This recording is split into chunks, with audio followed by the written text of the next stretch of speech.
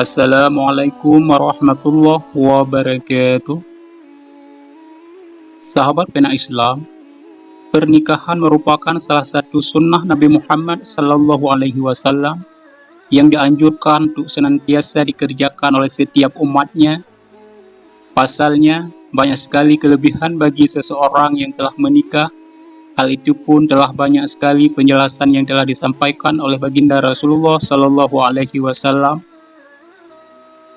Salah satu contoh kelebihan bagi seseorang yang telah menikah adalah sebagaimana sabda beliau, "Salat sunnah 2 rakaat ketika sudah menikah seumpama salat sunnah 70 rakaat ketika lajang."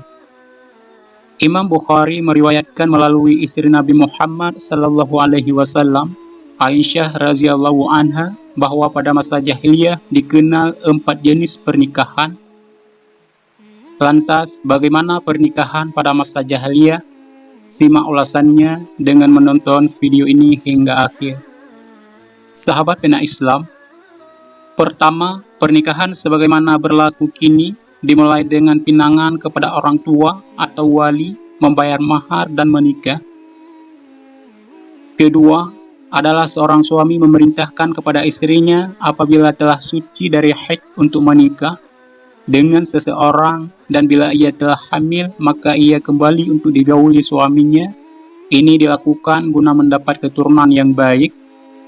Ketiga, sekelompok lelaki kurang dari 10 orang kesemuanya menggauli seorang wanita, dan bila ia hamil kemudian melahirkan, ia memanggil seluruh anggota kelompok tersebut kemudian menunjuk salah seorang yang dikehendakinya untuk dinisbahkan kepadanya nama anak itu, dan yang bersangkutan tidak boleh mengelak. Keempat, hubungan suami istri yang dilakukan oleh wanita tunasusila yang memasang bendera atau tanda di pintu-pintu kediaman mereka dan bercampur dengan siapapun yang suka kepadanya. Kemudian datanglah agama Islam yang kemudian melarang cara perkawinan tersebut kecuali cara yang pertama. Setelah risalah Islam datang di bawah Nabi Muhammad, perempuan mendapat tempat terhormat dan meningkatkan perannya di ruang publik. Syariat pernikahan disampaikan oleh Nabi untuk menjaga dan melindungi jiwa dan raga perempuan serta martabatnya. Hubungan Nabi Muhammad dengan istri-istrinya adalah hubungan yang sungguh terhormat dan agung, seperti dalam keterangan Umar bin Al-Khattab. Dan contoh semacam itu banyak dijumpai dalam sejarah kehidupan beliau. Semua itu akan menjadi contoh yang berbicara sendiri bahwa belum ada seorang pun yang dapat menghormati wanita seperti yang pernah dilakukan Nabi Muhammad. Belum ada seseorang pun yang dapat mengangkat martabat wanita ke tempat yang layak seperti yang dilakukan oleh baginda Rasulullah. Allah berfirman, "Dan jika kamu takut tidak akan dapat berlaku adil terhadap hak-hak perempuan yang yatim, bila kamu mengawininya, maka kawinilah wanita-wanita lain yang kamu senangi, 2, 3, atau 4. Kemudian jika kamu takut tidak akan dapat berlaku adil, maka kawinilah seorang saja atau budak-budak yang kamu miliki. Yang demikian itu adalah lebih dekat kepada tidak berbuat aniaya." Quran Surah An-Nisa ayat 3. "Dan kamu sekali-kali tidak akan dapat berlaku adil di antara istri-istrimu, walaupun kamu sangat ingin berbuat demikian. Karena itu janganlah kamu terlalu cenderung kepada yang kamu cintai, sehingga kamu biarkan yang lain terkatung-katung.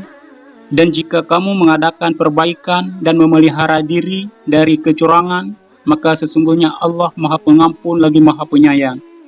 Quran Surah An-Nisa ayat 129. Ayat-ayat ini turun pada akhir tahun ke-8 Hijriyah, setelah Rasulullah menikah dengan semua istrinya. Maksudnya untuk membatasi jumlah istri itu sampai 4 orang. Sementara sebelum turun ayat tersebut, pembatasan tidak ada. Ini juga yang telah menggugurkan perkataan sebagian orang bahwa Rasulullah membolehkan untuk dirinya sendiri dan melarang untuk orang lain. Kemudian turun ayat yang memperkuat diutamakannya satu istri dan menganjurkan demikian karena dikhawatirkan tak akan berlaku adil, dengan penekanan bahwa berlaku adil itu tidak akan disanggupi. Hanya di sini saja video kali ini, semoga bermanfaat. Assalamualaikum warahmatullahi wabarakatuh.